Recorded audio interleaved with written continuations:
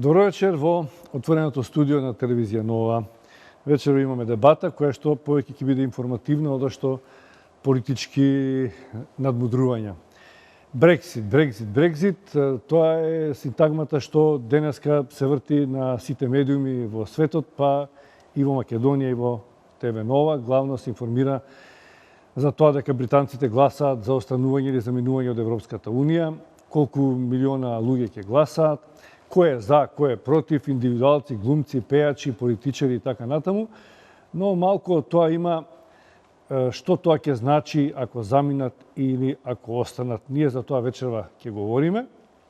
Иако една ваква емисија веќе имавме, мисля че има еден месец откако го направивме тоа, генерално гледачите ги запознавме со можностите, но еднаш како ни еднаш вели македонскиот народ, затоа денеска ќе проговориме, бидејќи денеска се одлучува. За жал, резултатите ќе ги немаме до 22 часот кога ќе завршиме со емисијата, бидејќи тогаш се затвараат и гласачките места во Велика Британија. Значи, вечерва разговараме со Сем Вакнин, политички аналитичар, добро вечер, и со Драган Ристовски, исто така политички аналитичар, познавачи на глобалните прилики во Европа, во светот и пошироко. Бидејќи сте прв пат, господин Ристовски, ќе почнам со вас. Вие сте еден од познавачите на составите во Европската Унија. Ајде да почнем македонски. Може од македонска перспектива, македонците се чудат што е тоа Брексит, цело време се говори, што тоа нас ни значи, што е толку важно што британците ќе гласаат дали ќе останат или ќе заминат од Европската Унија. Ние си знаеме дека сакаме да одиме таму. Пака на кратко од првин, па потоа ќе разглобиме. Па ние веќе многу долго време знаеме дека сакаме да одиме таму. А овие заминуваат. Ама работите се менуваат, нели? Па и ова е еден таков пример. Мислам дека директно нас тоа толку малку не засега во реалноста непосредно во блиска иднина, во секој случај. Меѓутоа на подолг рок ефектите кои што овој референдум ги има, независно од неговиот исход, дали Британија ќе ја напушти Европската Унија или ќе остане во Европската Унија, ќе бидат секако нешто важно што ние ќе мора да го следиме и тоа ќе биде за нас секако битно заради таа аспирација што е декларирана, сакаме да бидеме дел од Европската Унија. Меѓутоа, како што многумина забележа, популарноста на таа идеја дека ние треба да бидеме дел од ЕУ опаѓа со годините и можеби и овој потрес на Европската Унија ќе ја намали поддршката и во домашната јавност кон придружувањето кон Европската Унија на одреден начин, а и сосема сигурно она што историјата не учи од досегашното проширување од 90-тите па навака, значи за тие проширувања зборуваме што Унијата ги имаше. Како една земја се придвижува се поблиску до моментот да стане членка на Унијата, генерално поддршката во јавноста во таа земја опаѓа и таа драматично опаѓа пак обично во годините веднаш по придружувањето кон Унијата, кои се карактеризираат со едно општо разочарување кај јавноста. Па кај нас опаѓа, значи ние сме се поблиску до Европската Унија. Па ако така сакаме, да, тоа е комичната страна на реалноста и така можеме да ја представиме. Господин Вакнин, дали имам ја погрешно чувство, но да речеме кога во Македонија би се правил референдум за нешто така значено како сега што британци одлучуваат, мислам дека е значено. Повеќе на пиар шоу ми изгледа тоа, дека тие живеат со тоа, но дека нешто не се потресуваат од било кој резултат, иако се стриктно поделени, да речем, 50-50, дали ќе останат и ќе заминат, а последиците нема да бидат незначени за било која одлука. Дали се таков народ или ние сме малце поинаку гледаме многу посериозно на работиве. Ние и од Евросомот се потресувавме многу, а камоли за ваква една важна одлука за останување или заминување од ЕУ. Не мислам дека британската јавност ја подценува важноста на референдумот. Спротивно на тоа, сметам дека многу сериозно ја гледаат и ја разбираат поголемите, позначајните политички имиња на политичката арена се протиставуваат едни на други секој ден. Режија? Добро, благодарам. Повеќето од значајните имиња во политичката кампања секојдневно се спротивставуваат и се обидуваат да ги наметнат своите ставови. Од другата страна ги имаме другите представници на владата кои што даваат поддршка на Брекситот. Борис Џонсон, поранешниот градоначалник на Лондон, организираат дебати кои што има околу неколку илјади луѓе кои што присуствуваат и сметам дека сериозно ја разбираат и се многу озбилни во оваа насока. Како што кажавте, без разлика што и да се случи, ќе има многу мали последици за Европската Унија, но за Европа како континент, но генерално ќе има последици за Обединетото кралство, кој што ќе ја плати големата цена без разлика која ќе биде одлуката. Добро, за почеток, многу сериозно рековте. Тоа се главни назнаки. Јас би додал, ако смеам, по-слободно, дека за британците на некој начин или за британските политички елити, што веќе споменавме дека сите главни играчи и они играчи кои што воопшто не се сметале можеби за главни, го користат ова внимание кое што референдумот го нуди во јавноста, медиско, за да работат за сопствената политичка кампања, како што е најизразит примерот со Борис Џонсон, например. Вие во подготовката споменавме дека може би директна поврзаност или некаков интерес на Соединетите држави и Британија и Европската Унија тука нема простор да се споменува, меѓутоа постојат одредени сличности во стилот на кампањите кои што се водат, например, на Доналд Трамп или на Борис Џонсон. Добро споменавме дека во секој паб се води расправа, но тоа е типично за британците, таму во пабови и тоа и се прави.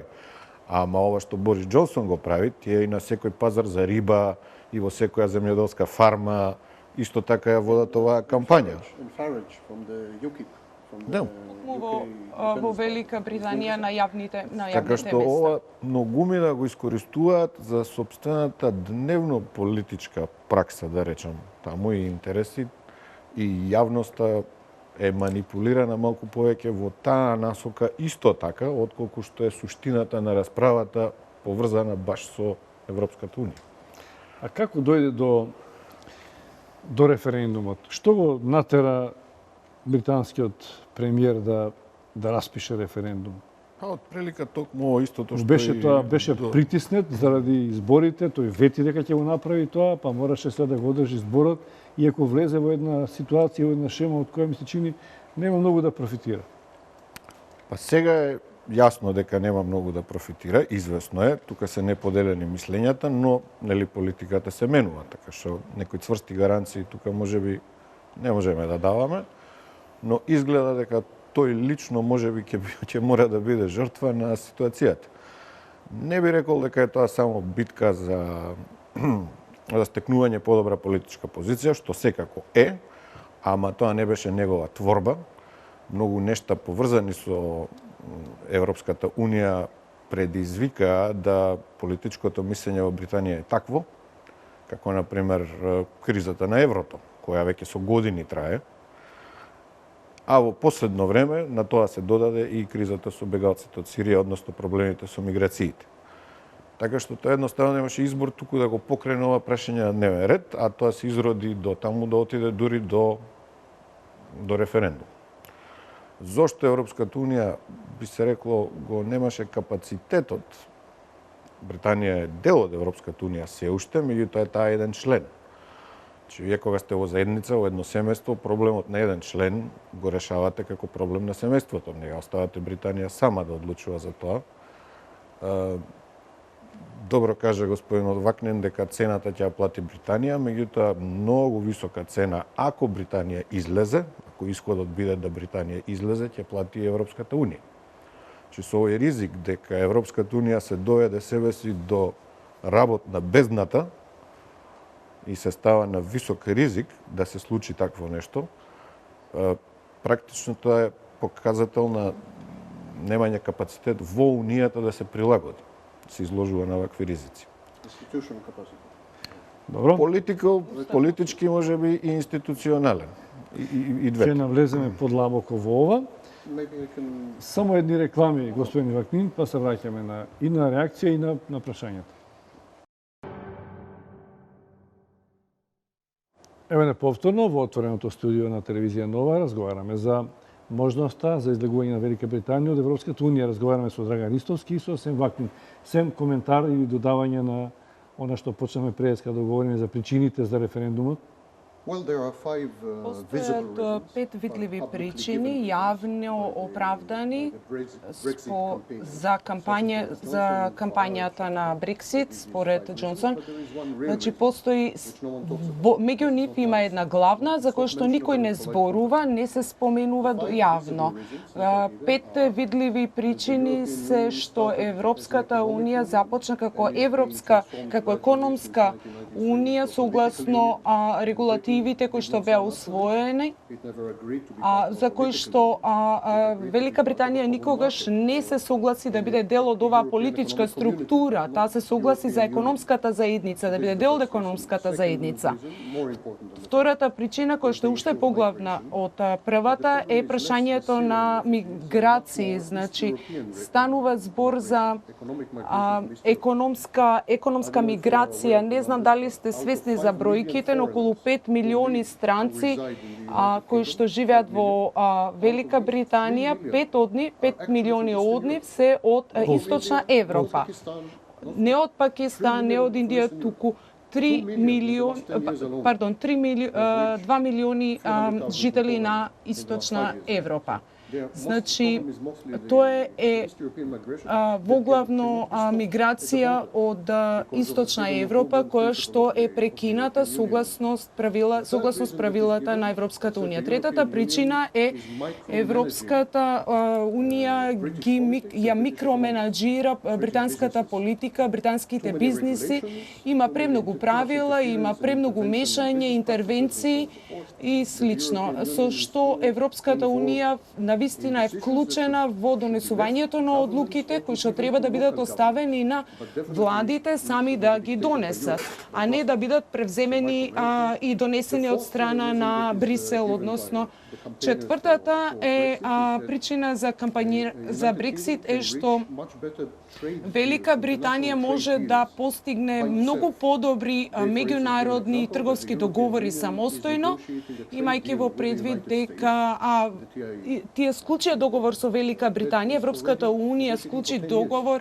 со САД кој што се преговараше цели 10 години. Со Кина повеќе од 40 години.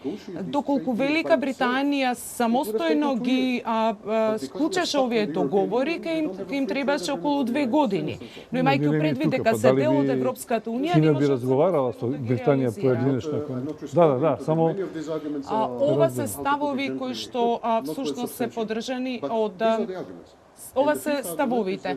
Петиот став е што Велика Британија дава секоја недела придонес од околу 300.000 милиони фунти на Европската унија, значи тоа е една огромна сума вкупно, односно 1% од буџетот. Тоа е причината, но главната причина според мене најбитната според извештаите на известувачите од нашата мрежа, јас работам во американската известувачка мрежа на новинари кои што сметаат позади сето ова стои една главна причина која што никогаш не се споменува ниту отворено. Британците имаат една позната историја на омраза кон странците, кон французите, кон германците, кон представниците од Источна Европа, пољаците, арапите, евреите, пакистанците, индијанците, едноставно тие сакаат да мразат. Тоа е една земја која што ја има оваа одлика. Не знам дали сте имале можност доколку присуствувате и за момент гребнете под површината на општество, кога видите дека станува збор за омраза. Да дадам коментар. Дали имате да додајате нешто или да разговараме за причините или да разговараме за We can disagree, no problem. It's a debate. Да разговараме за Генерално се согласувам со повеќето аргументи на тие што заговараат Британија да ја напушти Европската унија, меѓутоа нели не сме тука да ги браниме ставовите ниту на едната ниту на другата страна. Може би се задржал малку повеќе на тоа дека точно е од Британија од секогаш беше многу резервиран член на Европската унија. Тие се согласија да влезат во една економска унија и кога се случи дека економската унија треба да почне да наликува нешто малку повеќе на една држава, например, тогаш тоа е периодот на падот на Берлинскиот зид, на проширувањето на Европската унија и Британија тогаш процени дека во нејзин интерес, економски, политички, безбедносен, секако ќе биде таа да остане во таквата унија и да ја прифати цената. Што год да значи тоа проширување на унијата да е многу повеќе отколку само пазар. И тоа од ова денешна перспектива кога гледаме, тоа веќе не е само оцена за Британија, тоа е оцена за сите. Многу од проектите кои што Европската унија се обиде од тогаш до денес да ги реализира, како например Шенген, еврото, поблиската соработка во сферата на одбраната, се сметаат генерално за неуспешни. И тоа доведува и до едно разочарување кај многу луѓе, не само кај британците, веќе кај британците особено, и тие од времето на Тачер почнаа и парите да си ги бараат назад. Така што тие со таа своја резервираност живеат веќе со децении. Британската јавност е научена малку поинаку да гледа на Европската унија, не со ентузијазам. Дури треба да кажеме и дека влезот на Британија во Европската унија беше проследен со едно сериозно понижување. Например, кога првпат Британија изјави дека сака да се придружи на унијата во почетокот на 60-тите, нивниот прием во унијата, како што например сега е тоа случај со Македонија, добивме вето од Грција, тогаш Де Гол стави вето на приемот на Британија. Вие не можете да прифатите, ако сте голема сила и претендирате да бидете голем играч, некој така да ве понижува. Така што британците го готнаа својата гордост тогаш. Искрено кажано беа принудени. Сам беше јасно каде е економската движечка сила. Британија беше до Втората светска војна номинално најголемата европска економија, иако голем дел од таа нејзина економија не се случуваше де факто во Европа. Но по Втората светска војна, во еден малку поинаков развој, Германија стана таа доминантна сила. Британците едноставно беа принудени да бидат дел од економските случувања. Тоа беше во нивни интереси, тие тогаш тоа го прифатија. Но се требаше да заврши на економија, особено на пазар. Да, и Сем рече дека главно тоа прифатија кога се ствараше заеднички пазар. Но тие и покрај ова што говорите останаа со специјален статус. Значи тие не се во еврозоната, тие не се во Шенген. И сега останали или излегле од Европската унија, тие повторно бараат специјален статус. Па да, ма имаат право. Секоја членка на Унијата има право да бара известни промени во семејството. Британците се малку поголема членка на така се станува една семејството. асиметрична асоциација, тоа што Европската унија, спротивно на тенденциите на Брисел за поблиска соработка и создавање на една нација, една политичка конституција. Тоа што господинот Вакнин го спомна е целосно право, но треба да малце го да речеме појасниме, да земеме предвид дека денес Унијата не само што има многу поголем број членки, например 28, туку што тие не се толку многу хомогени, нивните проблеми не се од иста природа, тие потешко доаѓаат до консензус. Бројот на измени на фундаменталните договори на Европската унија во последните 20 години далеку го надминува бројот на фундаментални реформи низ кои унијата помина во сиот нејзин претходен период. И се чини дека пак не е доволно. Што ќе каже, потешко доаѓаме до компромиси. И тоа е природно. Ако сакате да се ширите, имате повеќе проблеми, ќе мора да бидете пофлексибилни. Унијата нема таа флексибилност. Може би не за чудо што британците први го покренаа прашањето, но не се првите. Ние тоа сега го чувствуваме заради медиумската застапеност. Луѓето кои следат Унијата знаат дека се заговараше уште околу 2000 година со тогаш договорот од Ница, развој на Унијата, така наречена two-tier, да се развиваме со две брзини. кој сака да оди во една насока, кој не сака да не учествува. Ете, токму заради ова неможност да најдеме компромис каде што ќе биде прифатлив, нели, за сите. И можеме тоа да го сватиме како слабост на Унијата. Мислам дека имаме нашата дописничка од Лондон, Елена Муковска, режија. Дали ова што го гледам значи дека ќе се вклучиме наскоро со Елена? Елена, добро изгледаш, као лондончанка си од таму, со чадорот, ама изгледа ти врне. Типично време за Велика Британија, што е магла те фатеш усред лето. Каква е атмосферата таму? Да. Па, Љубиша, освен како што забележа ти што е врнежливо, може би и типично за Лондон, но одредени делови од денот беше навистина страшна бура и вчера вечерта што речи си влијаеше на изборите, затоа што дел од метроата беа затворени, луѓето што сакаат да стасаат да гласат можеби не можеа.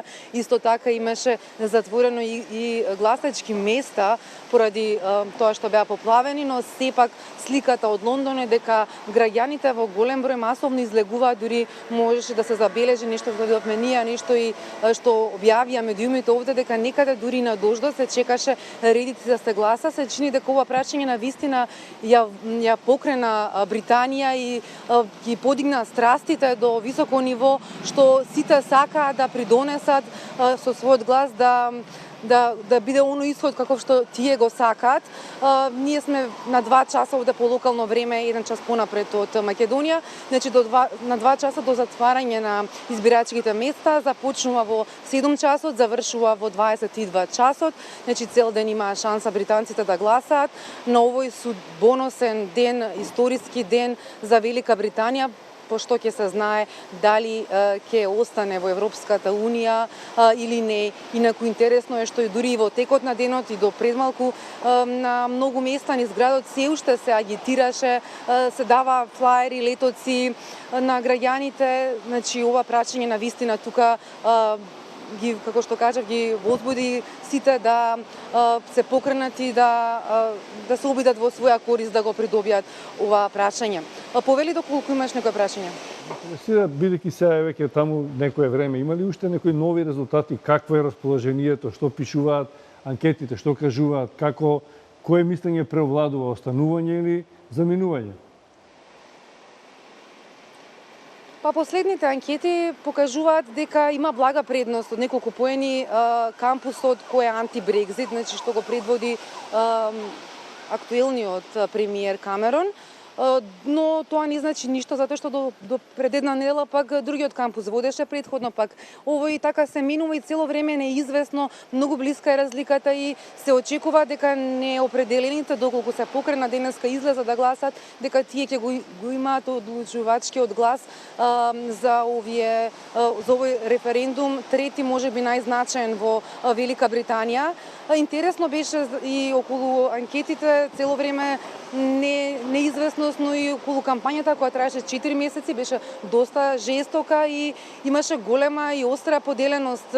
Дури ние моментов се наоѓаме пред парламентот, британскиот парламент, и интересно е дека дури пратеници од иста партија и од конзервативците и од лабористите беа поделени во две различни кампањи вода изминатиот период и како што кажав и вчера во вклучувањето, дури премиерот, односно дури кабинетот на премиерот Камерон е поделен, иако поголемиот дел од министрите се на негова страна, односно во кампусот во таборот што е против Брекзит, сепак има и 5 или 6 министри кои што беа воспротивниот со поранешниот градоначалник на Лондон Борис Џонсон. Исто тука да кажам, тоа е интересно дека целиот свет е свртен овде, значи сите очи се вперени кон Лондон, кон Британија, особено Европа. Тоа многу е засега тие, иако во блага форма цело време се обидува да пратат апел до британците дека сакаат да останат во нивниот двор, и тоа е интересно дека деновиве, особено денеска, Лондон е преплавен со новинарски екипи од буквално цел свет, но сакав сега да покажам дека овде зад мене има да речем едно медиумско катче, медиумско паркче, каде што има цели студија на многу светски медиуми, тука постојано се јавуваат, имаат гости, веројатно и во текот на вечерта, после 10 часот до рано изутрина, додека се бројат гласовите, ќе бидат тука и ќе известуваат, значи има цели студија, да не зборам дека и низ цел Лондон на секаде има новинарски екипи. Инаку гласањето се спроведува, односно изборната комисија ќе ги соопштува резултатите во Манчестер, во Алберт Сквер во Манчестер и се очекува дека до утре, до 22 часот, до утринските часови дека ќе се знае веќе првично и кои се резултатите, односно ќе се знае иднината на Британија, дали останува или не во европското семејство составено за сега од 28 членки. До сега ниту една држава нема излезено од Европската унија, така да тоа прави доста забуна, меѓутоа известно е дека тоа нема да се случи преку ноќ, туку дека целиот процес според она договореното ќе трае најмалку 2 години, како што има преговори за влегување, така има преговори за излегување од Европската унија. Љубица, повели. Елена, гледам дека за позадина си го избрала парламентот, многу убава зграда. Таа не е офарбана од шарената револуција, нема такви некои бои, добро изгледа, се држи. И уште едно прашање, од кај ти е чадорчево и те молам донеси едно кога ќе доаѓаш во Скопје. Љубиша, толку вернеш овде што ова чадорче, доколку остане здраво и живо, ветувам јавно дека ќе го чувам за тебе. Се надевам дека ќе јавиш ако дознаеш нешто како е резултатот од референдумот. Ти благодарам за јавувањето. Убаво што ТВ Нова е дел од светскиот кампус на новинари таму и дружи се па нешто, некои нови сознанија, некои размени на информации ќе имаме во иднина. Ти благодарам уште еднаш за јавувањето. Господине Вакнин, дадовме една анализа, но сепак би сакал да знам, бидејќи споменавте дека вие веќе информирате за состојбите и за во Америка, една глобална информативна мрежа. Пред повторно да расправаме околу тоа кој добива, кој губи, дали ЕУ или Британија со останувањето и влегувањето, мислам дека тоа ќе биде најважно да одговориме. Не е битно какво е расположението во САД околу останувањето или заминувањето на Велика Британија од Европската унија и на Русија.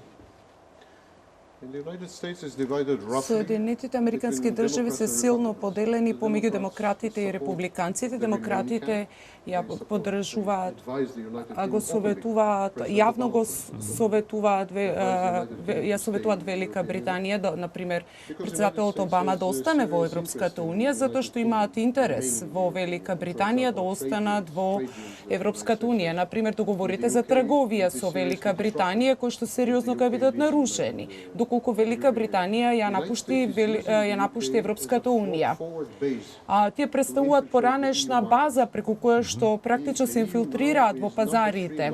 И сега Велика Британија е трет најголем економски партнер за трговска размена на САД. И целата трговија оди преку британските компании. Токму заради ова Британија, останувањето на Британија во Европската унија е особено значење. Истовремено преку Велика Британија влие врз одбранбената политика. Велика Британија досега е единствениот вистински партнер на Соединетите американски држави во Европската унија. Токму заради ова администрацијата на Обама сака да останат во Европската унија. Остатокот, она што останат од републиканците, поддржуваат излез од Европската унија. Затоа што републиканците генерално се залагаат за рушење на големите структури. Тие се антиглобалисти, имаат антиглобалистични ставови и сметаат дека глобализацијата е напаст и е закана и сметаат дека организациите како Обединетите нации и слични на нив го загрозуваат суверенитетот на Соединетите американски држави. Тие сметаат дека поголемиот број од британците треба да учеството на Велика Британија во Втората светска војна сметаат дека било погрешен чекор. Тие се против Европската унија, против секој кој што не е во Соединетите американски држави. Тие се изолационисти. Трамп патуваше во Велика Британија затоа што мајка му е од Шкотска и даде серија на интервјуа во кои што ги повикуваше британците да излезат од Европска Унија и ми велеше дека е многу лоша идеја, тие се губитници во неговиот стил, нормално. Значи и Соединетите Американски држави се поделени на ова прашање. Истовремено би сакал да споменам дека ова е втор референдум за излез од Европската Унија. Имавме еден во Имав прашање за Русија, бидејќи прочитав некоја изјава што не ми беше многу јасна околу изјавата на Путин. Каков е неговиот став околу, дали јасно искажен и така беше малку тртулава изјава што ја не разбрав, дали поддржува да или не. Та изјава на Путин е до Дейвид Камерон дека направил сериозна политичка грешка. Не може да разбере зашто го распиша референдумот и смета дека е грешка, но додаде дека не сака да се меша во внатрешните работи на Велика Британија и соодветно на тоа нема да го изрази својот став дали да останат или да ја напуштат Европската Унија. Сепак послабата Европска Унија е во интерес на Русија. Не секогаш, можеби пред 10 години, друга беше сликата, но сега со сериозната ситуација во Украина во моментов, Русија ка има голема корист од послаба Европска Унија. Се согласувам со гостинот дека излезот на Велика Британија од Европска Унија кај ја ослаби Европската Унија и сметам дека тоа е руско влијание. Направиме ваква споредба.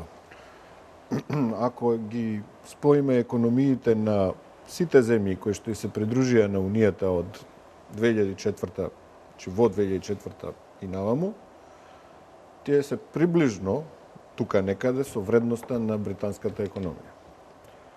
Сега можеби тука имате повеќе ресурси или поголем број луѓе како работна сила, меѓутоа во некоја економска смисла Европската Унија го губи тој голем дел од својот пазар и се постава прашањето зошто напорот од 25 години да се прошири Европската Унија, зошто толку многу зборување, кога сега преку ноќ ќе го изгубиме, отприлика исто толку ќе загубиме колку што се трудевме 25 години да создадеме.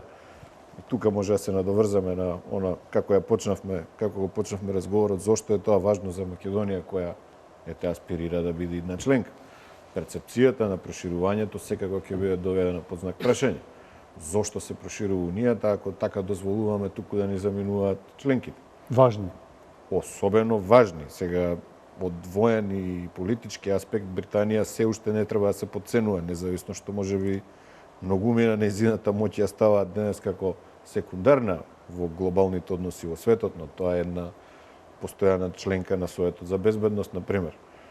Во однос на Соединетите Американски држави, тоа е можеби forward base, како што каже господинот Вакнин, ама од политички аспект јас би рекол тоа повеќе игра улога на тројански конј на Соединетите Американски држави визави Европската Унија и сосема е во право кога вели дека особено за некои европски земји Британија има посебна моќ на влијание и се разбира дека Соединетите држави као таква може да ја искористат.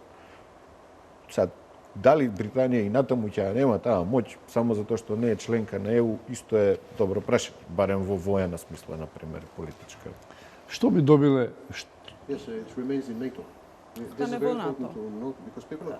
Затоа што луѓето се прават се во забуна. Не значи останување во Европска Унија, напуштање на НАТО. Каква слика би добиле од Европската Унија? Каков дисбаланс би настанал со излегувањето на Велика Британија? Кој сооднос на силите би бил, ако остане само Германија и Франција, да речеме, во Европската Унија, доминантни сили, бидејќи како Велика Британија, каква и да е, правеше некој баланс во големината, во тежината на силите во Европската Унија. Па тоа јас би рекол клучната разлика која би можела да настане повеќе во политичка смисла, тоа е дека Германија ќе ја наметне својата моќ, затоа што ќе биде речиси единствената голема и валидна сила барем во овој период сега. Така што кој решение да го бараме институционално, економско, политичко, иднината на поголемите проекти, ете, например, и за проширувањето, тоа ќе биде доминантно во доменот на Германија. Тоа е сигурно.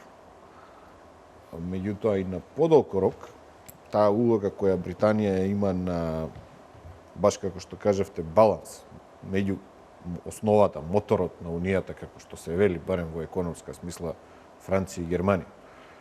Сега таков еден баланс нема да имаме. Или барем не е на поведок дека ќе се добие во ликот на некои од другите земји членки. Треба исто така да се каже дека во периодот кога Унијата настана и Британија стана нејзина членка во економска смисла, нели, зборуваме за практично здружување на пазарите на државите членки, политички тука имавме известен баланс. Тие земји беа приближно со паритет. Денес ни е јасно дека тоа веќе одамна не е така, тоа е дури внесено и во договорите каде Германија ужива блага предност. Меѓутоа, неспособноста да се најде решение на повеќе кризни ситуации, па дури е примерот со референдумот во Британија како доведување на Унијата до бездната за да видиме како ќе излезе, така покажува дека Унијата веќе не може да ги решава работите на еден балансиран начин. И тоа сигурно ќе влијае на идниот развој, несомнено. А што, како да кажам сега, еве,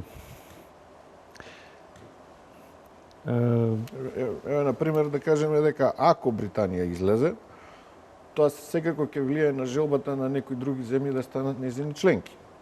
Например, Исланд. Или дека некои членки ќе сакаат да излезат од дел од тековните проекти на Унијата во кои ти учествуваат на различни начини.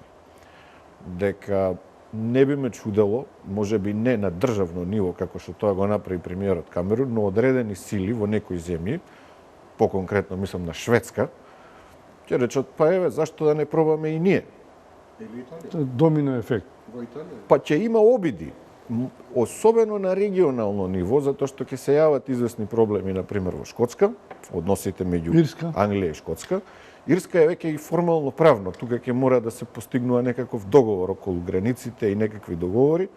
Меѓутоа во Шкотска имате и политичка сила која поинаку ќе ги размислува на тие работи. Тоа ќе усложни ситуацијата.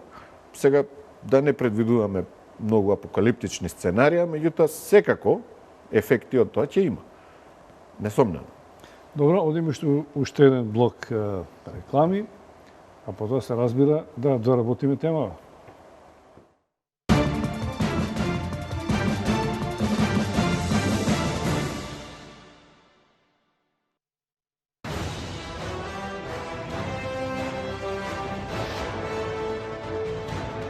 Повеќе од 20 години ние го обновуваме минатото. Ние ја градиме иднината. Трансмет.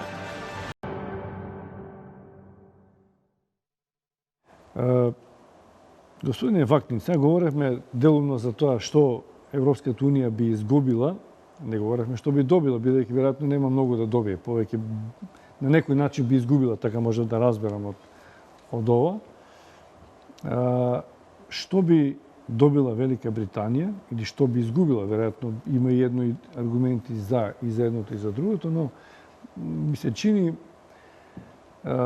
без разлика што таа постојано има некој специјален статус, како да покажува една инфериорност во однос на компетитивноста со другите членки, големи членки во Европската Унија, особено затоа што говоревме за миграцијата. Па зар Германија нема мигрантски движења, колку има од Источна Европа во Германија, што замина, и сега плюс од Сирија уште 1 милион, и уште колку милиони сакаат да заминат, па Германија не се потресе толку многу да излезе од Европската Унија, дури го претрпи испојувањето на двете Германии. Зошто се овие разлики, а велиме дека Велика Британија не е мала економски, не е немоќна сила? Со сите бенефити што ги добива од Европската Унија, повторно се жали и Велика Британија е земја, не е земја конфедерација. Значи тоа е најглавниот став. Значи не е земја. Значи состав од 3 тела, структура, односно 4, овие 4 тела, секој од нив имаат национален карактер, јазик, историја, своја култура и се сосема различни, иако се во една конфедерација заедно кој што се нарекува Велика Британија. Значи, токму ова има 4 ставови во постоењето, 4 насоки кои што се сериозни и секој пат произлегуваат на површина кога има потреба од донесување на одлука, шкотите си идат во своја насока, англичаните во своја, ирците, велците и така натаму. Значи, целосно се согласувам со господинот Ристовски, значи, сакам да кажам, Драгано, доколку Брексит доминира, да ја напуштат Европската Унија, сметам дека следниот чекор би бил референдум во Шкотска, втор поред да се напушти Велика Британија. Значи, шкотите имаат свој интерес. Веќе најавено од шкотската премиерка дека во случај да биде одговорот за Британија заминува, потоа ќе имаме заминување на Шкотска од Британија со референдум за шкотско пријавување за членство во Европската Унија. И всушност изјавата која што е занемарена е начинот на кој што регионалниот парламент донесе одлуки, кој што е многу поблиска до Англија отколку што е Шкотска. Значи, ка се распадне. Сметам дека сето ова ка се распадне, имајќи предвид дека не е земја. А второ се однесува на Ирска, која што е практично се острови, кои што никош не биле дел од континентот. Британците имаат свој... Тие сметаат дека изолацијата која што имаат наметнато се е нешто што им дава предност. Тоа е вториот став. Доколку е разгледам психологијата на економијата, Велика Британија, околу 42% од извозот на Велика Британија е во Европската Унија. 48% од влезот е од Европската Унија. 25% од сите глобални светски трансакции се случуваат во Лондон. Значи, ова се масивни бројки, огромни бројки. Оно што се обидувам да кажам, дека дури да ја напуштат Европската Унија политички, значи, ако понатаму не се член на политичката структура, сепак останат економски партнер на Европската Унија, затоа што нема смисла да ја напуштат Европската Унија, затоа што се економски неповратно поврзани. Германија околу 900.000 е годишниот извоз продажба во Велика Британија. Британија менаџира повеќе од 2/3 од меѓународните трансакции на Европа. Тие едноставно не може да се разделат. Што и да се случи? Економската заедница се формираше заради економските предности. Да, она што може да се случи е доколку успее Брексит, доколку утре кажат дека ја напуштаат Европската Унија, единствено што ќе се случи е ќе ги отстрани сите политички, фискални и регулаторни нивоа, тела, со што Велика Британија би се вратила во 72-та година, кога се уште беше економска унија. Значи, фунтата... Не се дел од еврозоната. Економски, Велика Британија не може да... И парламентот ќе има повеќе... Да. Не може. Не може да стане збор за економски развод, единствено за политички развод, регулаторен, кој што ќе го поттикне економскиот. Предоцна е за сето ова. Сметам дека проблемите на Велика Британија ќе бидат следниве. Ќе стане офшор финансиски центар, затоа што повеќе нема да биде дел од Европската Унија, што е сосема друга приказна. Мултинационалните компании кои што инвестираат во Велика Британија за да имаат пристап до Европската Унија, ќе се повлечат, затоа што веќе нема да може да инвестираат во Европската Унија, ќе инвестираат во Германија, Италија, Франција, тој им е интересот.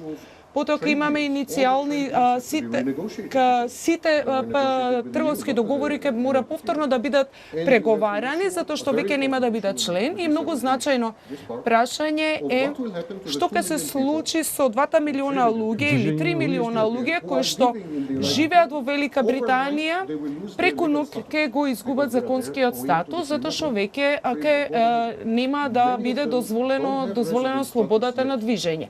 Поголем број од нив се уште немаат статус на резиденти во Велика Британија, жители. Што значи, тие би требало да се вратат во Источна Европа, тоа би било уште поголема преселба отколку сиријците кои што се околу милион. Британците ќе може да останат во Европска Унија. А големите компании мислам дека тие се уште сакаат да останат во Европската Унија. Сметам дека Велика Британија ќе остане. Не верувам во Брексит, но ајде да погледнеме недостатокот на логиката. Ништо всушност нема да се промени, освен можеби миграцијата. Можеби ќе бидат во можност да избркаат околу 1,5 милиони луѓе. Не верувам дека тоа ќе се случи, но ќе бидат во можност. Уште една друга работа. Во вашиот извештај се спомена ќе бидат потребни околу 2 години според членот 50 од договорот од Бон до период од 2 години за преговори. Во тој период Велика Британија од 2 години ќе остане во Европската Унија целосен член. Значи само доколку сите 27 земји членки го потпишат ова и нивните парламенти го одобрат излезот на Велика Британија, тогаш тие ќе може да излезат од Европска Унија доколку Брексит се усвои, односно гласаат за излез. Меркел како да не беше многу загрижена, како да е уверена дека Британија ќе остане во Европската Унија, според изјавата рече дека во вторник или многу брзо после референдумот треба да седнат сите 28 членки, верува дека ќе биде 28, значи не основачите, туку во поширок состав и не само оние од еврозоната, да разговараат за иднината на Европската Унија, значи дека нешто ќе мора да се смени. Што е она што би се променило, што треба да се промени за да и Велика Британија остане во клубот, а и останатите членки и Европската Унија како една целина добие нов ветер во грбот за да може да опстои. И дали оваа политика на проширување што десетина години беше доминантна, ќе треба полека да се менува на некој начин, имајќи предвид дека сега и најголемиот дел од земјите се од во Европската Унија се десно ориентирани партии, значи да речем националистички или национални. Кога би го знал јас одговорот на ова прашање, веројатно јас би бил на позиција на господјата Меркел, а не таа, да се разбереме, меѓутоа дека имаме еден релативно арогантен став од повеќето водачи на крупните земји, па дури и од управата на Европската Унија, од врвните луѓе во самата Унија, кои што во неколку наврати рекоа дека за британците ќе нема назад. Или кога си одите, по многу. Јункер, например, исто така многумина и тоа се повторуваше многу пати преку медиумите и тоа беше јасно испратена порека до британците како една своевидна закана. Ако си заминете од нас, утре нема да се разбудите живи. Се многу страшно. Тоа требаше да има ефект врз јавното мислење во Британија. Меѓутоа и тоа кажува нешто, затоа што ова е една многу емотивна кампања, психолошки ефект, како што секој референдум е. Тоа кажува дека политичките елити го немале капацитетот да го решат проблемот, како што тоа во Европската Унија секојаш се решава зад некои затворени врати некаде далеку од јавноста. Суштински ние никогаш во ЕУ го немаме тој баш демократски пристап што се бара, што е можеби вие сега со прашањето алудиравте малку каде е сега тој недостиг на демократија и зошто сега тоа го решаваме со еден ваков пристап. Така што, зашто ќе разговараат на состанокот, ќе видиме од исходот вечерва, ама не можеме да кажеме прецизно во која насока ќе одат тие разговори. процена врз база на искуство од досегашните и институционални реформи и големи проекти за кои што се зафаќала Унијата во минатото, е дека, особено кога стана збор за институционалните реформи, многу ќе се зборува, за да на крајот не биде направено речиси ништо. И какви ќе бидат актуелните случувања во моментот, кој ветер и шо ќе ни донесе, така ќе пробаме да ги надминеме некако состојбите. Особено ако Британија остане во Унијата. Че само ќе пробаме со многу зборување да го надминеме проблемот. Фундаментални реформи најверојатно нема. Чекај, мислите на дали ќе нема промени околу законската регулатива, околу правната или во економската смисла? Бидејќи тие се жалат и на тоа дека даваат повеќе пари, а малку им се враќа. Значи има и политички и економски барања. Дали реформите би следеле на економски план, на политички или двете? Постои дистинкција што треба да ја направиме, дека многу информации се пласирани по повод овој референдум во јавноста. Значи во Британија и дека многу се известува за тоа. И општо јавноста се стекнува со еден впечаток колку е тоа многу важно. Ние споменавме некои цифри тука вечерва и тоа кажува дека ова неминовно е важно. Ама се стекнува исто така впечаток дека психолошкиот ефект, дали заради тоа што некој од оваа кампања сака да постигне поени во дневната политика во Британија и така натаму, е малце надуган. Британската јавност може би е ксенофобична. Дел од нив сосема сигурно се. Сведоци сме на протести таму кои неодамна се случува и кои беа насилни. Но оно што е посебно важно е дека британската јавност може би втора на светот по американската, која нема реално никакви сознанија за тоа што се случува во нивната земја. Најдобро информирани поединци... Што не се информирани, нема закон за медиуми? Или... Може би е тоа, ама не верувам. Може би најдобро информираните поединци кои моментално живеат во Британија со граѓанство или не, со државјанство или не, се всушност емигрантите. Оние што неодамна дошле од некои други земји, кои таму странците се подобро информирани отколку самите британци. И вие сега доаѓате во една ситуација каде инаку цврста структура на ЕУ која користи се нешто од комплексен жаргон до стручни називи, само за да јавноста малку потешко дојде до разбирање на самата Унија, сега одеднаш не го решаваат ова крупно прашање за нив зад затворени врати како што обично прават, сега решаваат додат на некаков психолошки момент, на некоја емотивна дебата и така натаму. Затоа што покажале неподготвеност да ги решат проблемите во семејството, во заедницата, без да се изложуваме на еден ваков циркус, на еден ваков спектакл, фундаментално кажано. Така што не можеме затоа да зборуваме толку силно за аргументи или бројки или како ќе се договориме и што ќе се договориме, едноставно затоа што ова сето е еден многу голем циркус. Сега треба да видиме како ќе заврши циркусот и потоа можеби ќе почнеме малку повторно зад затворени врати да ги договараме работите. Имено, иако еден референдум е одржан, ние немаме ваков баш случај.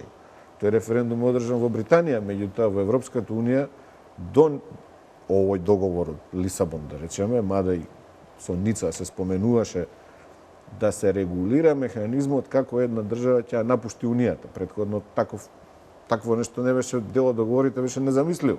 Сите сакаат да влезат. Сите бараат да влезат. Унијата се ширеше. Сега ќе биде една друга парадигма каде што ќе почнеме да мислиме дали можеби и реалност Унијата да престане да се шири, него да почне можеби да се растура на некој начин. Така што да, тоа е споменато во тој еден член дека ќе имаме период на прилагодување. Тоа е истиот концепт, истата замисла каде што се споменува и во друг член, тоа е за прием на нови членки. Че вие мора да се прилагодите. Само што да речем широкоградата процена вели дека не само обврзувачките 2 години, туку и многу повеќе најверојатно нема да бидат доволни да се најде решение. А мислите би се заостриле критериумите за влез по заминувањето на Велика Британија? Политички можеби, ама не верувам во институционална смисла. Ја би рекол... Може да не измислат некое ново правило за да влеземе таму? Па своевремено имаше една глупост што ја вика критериуми од Копенхаген, кои ние ги сваќавме претерано сериозно, кои само... Не, тие ги сваќаа. Па не, ние ги сваќавме. Нивно е да си постават критериуми. Дали ние ќе ги прифатиме, друго прашање и како ќе ги третираме. Не е прв пат да на многу земји член кандидати им било прогледано низ прсти, или пак дека критериуми од Копенхаген не ни постоеле во некој случај. Ама тие може им биле важни. Зашто нас не ни погледат? Ама тие тогаш им биле ним важни, затоа не можеме да шпекулираме сега во иднина што пак ним ќе им биде важно. А тоа значи доаѓаме до тезата за што бараме мајка ние таму во Европска унија, ако таа се распаѓа и ако ни поставува нови критериуми. Тезата е да си ја преземеме судбината малку повеќе во своји раце и дека ќе зависи од нас, ако сме ние подготвени да работиме за самите себе, треба да ни биде јасно дека така ќе ни биде подобро и тогаш кога ќе бидеме дел од ЕУ.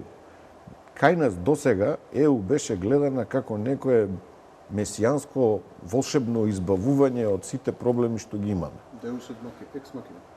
Ние имавме, например, стратегија за пристапување кон Европската унија. Нешто такво на национално ниво, еднаш во минатото, иако многу одамна, беше направено. Значи, ние го знаеме патот како сакаме да дојдеме до ЕУ.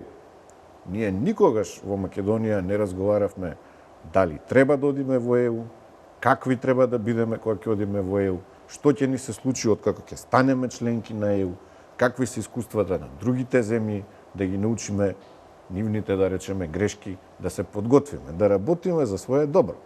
Ние подразбиравме дека затоа што 90% од ова население поддржува прием во Европската унија, се што нашите водачи треба да направат е да ја донесат земјата во ЕУ, по секоја цена.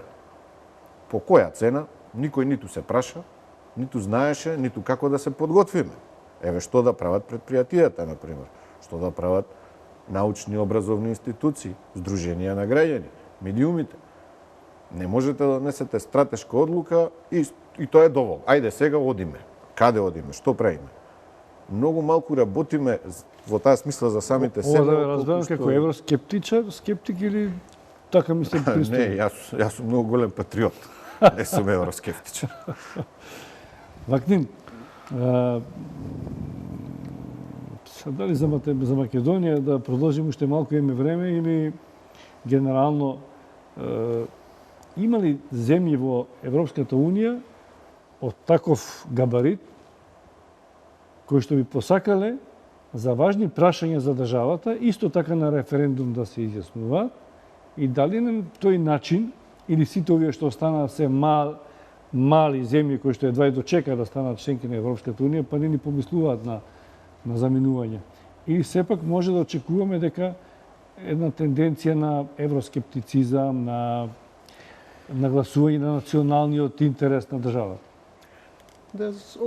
Секогаш постоја центрифугалните сили во рамките на Европската унија, секогаш постоеше евроскептицизмот, но сметам дека сега евроскептицизмот стана евронепријателски настроен став. Сметам дека патриотизмот, доколку се погледне во движењата кои што се како например M5S е движење во Италија кое што едноставно сака 20 и нешто проценти, кои што имаат 20 и нешто проценти од гласовите, имаат позиции, неколку своји представници на градоначалнички позиции. Тие се станува збор за ставови кои што ги промовираат, станува збор за омраза кон Европската унија. Смета дека проектот на Европската унија не само што не дава придонес на Италија, туку ја враќа назад, ја држи во заложништво во една состојба на неразрешување на проблемите. Значи станува збор за непријателски став насочен кон Европската унија. Не само евроскептицизмот. Референдумот во Велика Британија не е првиот во Велика Британија, но не е ни првиот во Европа. Многу во Холандија, во Данска, насекаде има референдуми. Тоа е алатка која што во неколку наврати се користела досега, не е нешто ново, но на што е ново е говорот на омраза. За прв пат Европската унија ја мразат заради огромната разлика помеѓу дадените ветувања поделбите кои што ги направила и реалноста. Реалноста е ниво политичари на А, Б и С ниво, недостаток на соодветни механизми за гласање, демократија, ароганција, глупавост и соодветно на ова. Луѓето не само што се скептични, па им беше преку глава од Европска унија, па беа љути на Европската унија и сега станува збор за омраза. Јас сметам дека Велика Британија е исклучок, не е правило и е исклучок заради својата специфична историја и минато кое што ја имало во минатото. Нешто што досега не сме го сретнале и доколку се направи паралела со големите Германија и Франција, Велика Британија има алтернатива, за разлика од Германија и Франција кои што немаат. Германија нема алтернатива, мора да ја окупира и колонизира Европската унија, Централна и Јужна Европа, па дури и до Украина и Русија. Тоа е нивниот природен пазар, тоа е единственото место каде што може да одат. 70% од е извоз. Токму заради ова мора да останат во рамките на Европската унија. Исто и со Франција. Тие немаат избор, немаат опции. За разлика од не, Велика Британија има избор, кој што изборот се нарекува САД. Преку САД до Азија, Пацификот и така натаму. Ова комбинација на фактори културни, политички, јазични и слично ги немаме кај другите земји. Например, законот на Комонвелтот. 53 земји тоа е организацијата на Комонвелтот која што е организирана од нив. 53 земји се членки. Тие имаат трговија со Велика Британија, остваруваат трговија. Тоа е трговска организација која што за кратко време би можела да стане многу поголема и од Европската унија, имајќи го во предвид дека пазарот со Индија кој што расте, Австралија и така натаму. До 2019 би можела да биде многу поголема од Европската унија. Соодветно на ова имаат договори за слободна трговија. Не им е потребна Европската унија толку колку што им е потребна на останатите земји членки. Вие би гласале за излегување на Британија од Европската унија? Кога би давале?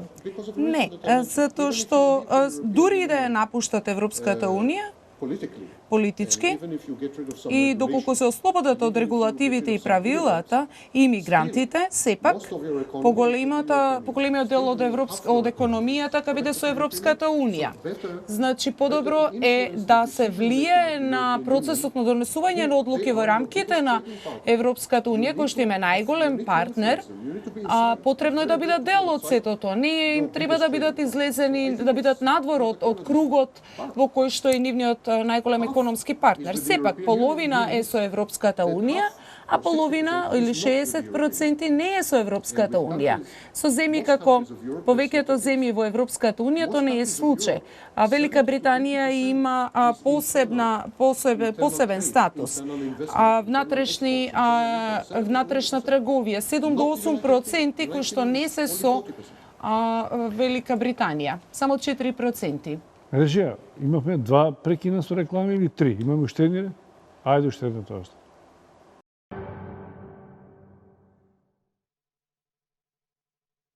Ево сме при крај со отвореното студио, разговарајќи за британците. Ја така наставив емисијата. Британците и да си одат и да останат, Европската унија ќе се менува. Ристовски, говоревме за Велика Британија. Ајде малку за овие останати земји членки на Европската унија, освен Германија, кој што вели Вакнин има интерес да остане од економски причини. Овие помали земји, особено од Источна Европа, новонастанатите членки, кои што со мака стана дел од Европската унија, чекајќи економски и политички да созреат пазарна економија, демократија и така натаму. Прашање е дали е тоа мака реално или само се представува така. Добро, важно стана, некако, можеби не сака, па ги примија, можеби требаше да бидат дел не ни дошло редот, дали ние сакаме или не, веќе прашање на опција. Дали се тие битни, дали тие сакаат да останат, дали повеќе добиваат, веројатно да што даваат во вкупниот буџет, во вкупното купче на пари и од бенефитот што се членки на Европската унија. Дали и Македонија, вклучувајќи како да е веќе членка на Унијата, би добила повеќе или не? Португалија, Шпанија, Полска, Чешка, движење на луѓе. Во минатото може... Има и предности некои. За помалите. Јас преска ви кажав дека за да имате предности треба вие да си ги направите тие услови. Вие треба да создадете можност како членка на Унијата да ги искористите она што Унијата ви го нуди. Многу земји се многу успешни во тоа. Словенија, например. И во минатото Грција беше една од тие што ги фалеа дека успевала многу повеќе да земе отколку да даде. Тие земји доста добија.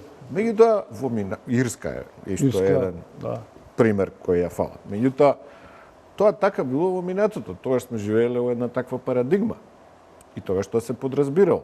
Така и ние сакаме да мислиме кога станува збор за предпристапните фондови, например, кои што меѓувреме многу имиња испосменија разните програми и така натаму. Меѓутоа, никој не ни гарантира нам дека тоа така ќе биде и во иднина, во тој момент кога ние ќе дојдеме на ред да исползуваме на сличен начин како што во минатото исползувале извесен број држави кои што тогаш се придружуваа на Унијата. Па дури има и негативни примери дека многу земји не успеале баш многу да исползуваат. Им се нудело, меѓутоа не успеале да ги искористат. Постои реално очекување дека една од цените кои што ние ако наскоро и пристапиме на Унијата или се отвори патот за нас да и пристапиме на Унијата, како излез од оваа пред се економска криза која се најде ЕУ, а еве се гледаме дека полека преоѓа во политичка криза, ќе биде да им се скрати на некој начин помошта на земјите и кои неодамна и се придружија на Унијата, а можеби и на оние што во иднина ќе треба да и се придружат. Така што не би бил баш многу сигурен дека само заради нашиот статус на нова членка за нас ќе бидат отворени многу повеќе извори на финансирање, кои во минатото практично им беа дадени на подарок на некои од новите земји членки. Тој подарок исто така треба да го гледаме во историски контекст. Тој беше даден на силно инсистирање на Шпанија во почетокот на 90-тите со така наречените кохезиони фондови, а Шпанија тогаш беше релативно нова членка, но не беше нова. Тогаш се разговараше за буџетот што правиме кога земјите од Источна и Средна Европа ќе се придружат. Шпанија со познатиот статистички ефект успеа да се избори за компензација за државите како самата таа Португалија и Ирска, кои тогаш се придружија Грција на Унијата, да добие специјална компензација, но тоа беше од политички причини. Економијата немаше никаква врска со тоа. Ние не знаеме во кој политички контекст ќе се најде Македонија која ќе се придружи на Унијата. Можеби ќе бидеме сами, мала земја. Не можеме да рачунаме со сигурност на никакви услови однапред. Така што пак се враќаме на преска што го кажав, треба да се работи кај нас натре. Па кога ќе се придружиме на Унијата, тогаш. Таму кај што завршуваме, јас мислам дека можеме да почнеме нова тема, но не вечерва, иако веќе ми се навираат десетина прашања врзани за ова што Ристос ќе го каже. Ваклин завршуваме со имате нешто да додајате околу ова Македонија брзо ќе стане, нема да стане членка на Унијата економски, политички. Само кратко зашто почнуваме нова тема, а не би сакал да прекинеме во сред. Тогаш ќе ви кажам една приказна. Во 96-та кога дојдов во Македонија, втората или третиот статија која што објави во Нова Македонија е не приклучувајте се кон Европска унија.